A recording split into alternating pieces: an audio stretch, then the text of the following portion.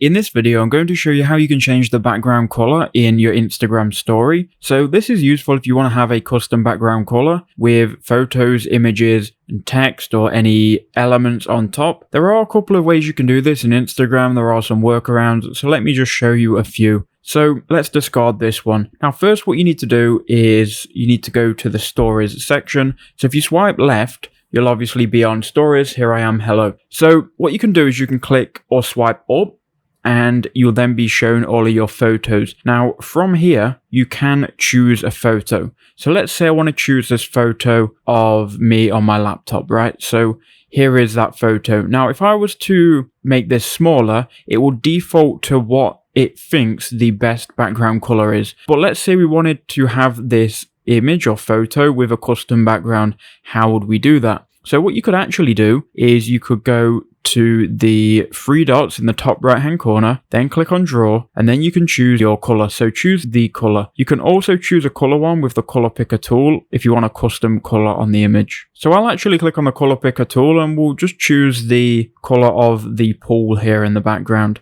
Now, once you've got that color chosen, you want to then just hold down while you've got the brush tool selected at the top, and it's going to then make that color the background.